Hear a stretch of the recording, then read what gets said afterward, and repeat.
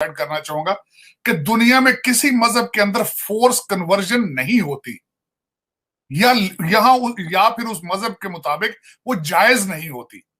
यहां पे जो मुगल आगे करते रहे हैं, फॉरेन इन्वेडर जो आगे करते रहे हैं, वो भी इस्लाम उसकी इजाजत नहीं देता कि आप किसी को ऐसे सरकमस्टांसेस क्रिएट करें कि उसको मजबूरन हम इस्लाम कबूल करना पड़े, या बजोरे तलवार उसके ऊपर इस्लाम को नाफिज किया जाए।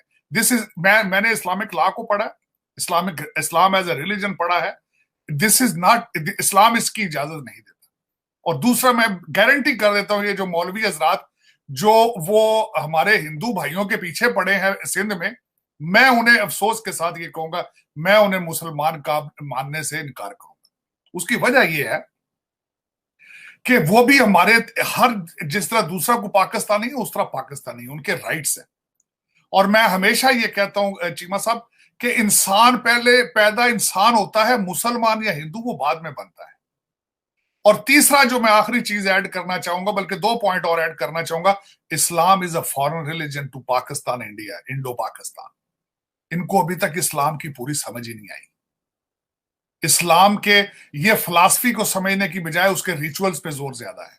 यही अलमिया है कि इस्लाम की फिलॉसफी को ना समझा जाए और रिचुअल पे, नमाजों पे और लाउड स्पीकरों पे जोर ज्यादा हो, तो फिर इस तरह होता है। चौथा पॉइंट ये ऐड करना चाहूंगा कि चीमा साहब, जो कुछ मैं सिंध में हो रहा है, मैं फिर दोबारा ब्लेम करूंगा हमारे इमरान नियाजी साहब, मौलाना इमरान नियाजी साहब, जो कि दोबारा पाकिस्तान में मुसलमानों को फिर मुसलमान करने की तैयारियां कर रहे हैं।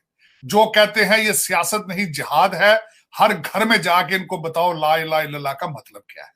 जब आप ये करेंगे तो फिर पाकिस्तान में यही होगा जो हो रहा है। लेकिन ये इस्लाम नहीं, ये मैं डेफिनेटली कहूंगा, ये इस्लाम नहीं है। I am a Muslim myself. I'm a proud Muslim. I'm a proud Pakistani.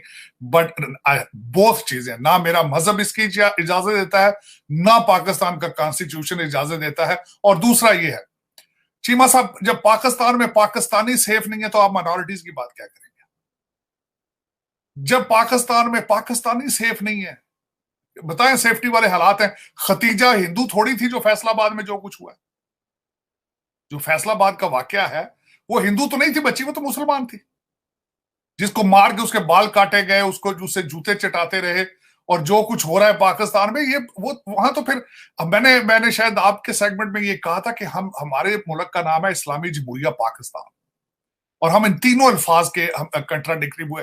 We are not Islamic, we are not जमहूरिया, and we are not land of pures at the same time.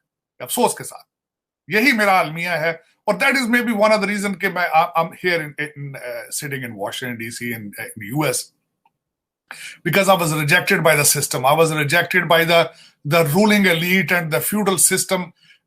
जो कि मेरा ख्याल है जो पाकिस्तान में इस वक्त बड़ा पॉपुलर है, रूलिंग एलीट। आज भी जो 5-10 लोग हैं, वो सारा कुछ वही पाकिस्तान की किस्मत के फैसले कर रहे हैं। और अलमिया है, मैं इसको कंडेम करूंगा जो कुछ किया जा रहा है। और बल्कि एक और बात मैं बताना चाहूंगा, आप सिंध में इन्होंने, मौलवी साहब ने इनके दुकानों पे की एक्सपेंशन पे, या हिंदुओं के उन इलाकों में मौलवी साहब को एतराज है। वो एतराज किस चीज का? आधा सिंध तो वैसे ही सैलाब में डूबा पड़ा है। मैं हमेशा ये कहता रहता हूं कि आज तक किसी सियासी पार्टी ने, इन्होंने 14 अगस्त में इस्लामाबाद में सरकारी मुजरे कराए हैं गवर्नमेंट के खर्चे पे, और उसके बाद इन्होंने कॉन्सर्ट किया पंजाब के खर्चे पे लाहौर में। लेकिन किसी के मुंह से 2 लफ्ज नहीं निकले कि चलें सिंध में जाके देखें लोगों के क्या हाल है सैलाब की वजह से, या बलूचिस्तान में देखें।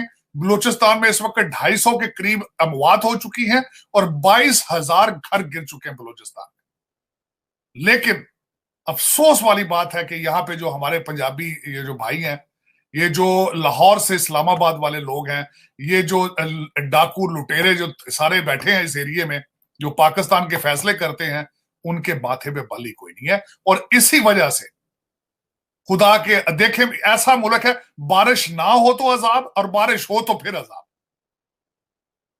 देखें अल्लाह ताला के काम, देखें कि किस तरीके से इनको इशारों से बता रहा है कि अपने अमाल ठीक करो, लेकिन ये इंसानियत के पे तवज्जो दो, लेकिन उस पर ये कासर है ये कौम। उसकी वजह यह है कि आज करीब 74 साल से हो रहा है, आज से नहीं, it's not a first day. Imran Khan और ये लोग जो कुछ कर रहे हैं, पहली दफा थोड़ी कर रहे हैं।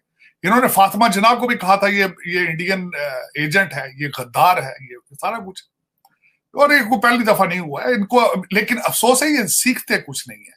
बांग्लादेश के इन्होंने बोझ समझ के अपने कंधों से उठा के फेंका था, आज वो बहुत आगे निकल चुका है। भारत तो आपसे इतना आगे निकल चुका है कि अब आपको भारत के साथ कंपेयर करने नहीं चाहिए आपको। और इस वक्त जो हमारे इस वक्त सबसे पॉपुलर पार्टी है, उसकी डायरेक्शन अफगानिस्तान है, उसकी direction is not a Bangladesh और भारत, डायरेक्शन इज अफगानिस्तान। बिल्कुल ठीक, बिल्कुल ठीक कह रहे हैं तारड़ साहब के, डायरेक्शन तो बिल्कुल अफगानिस्तान नज़र आ रही है। तारड़ साहब, एक बड़ी इंपॉर्टेंट बात है, आपने जिक्र भी किया कि पाकिस्तान में इस वक्त 90% बलूचिस्तान डूब चुका है। और ये मैं नहीं कह रहा, मेरे दोस्त बलूचिस्तान से मैं मैसेज भेजते हैं, कहते हैं कि तुम लोग पंजाब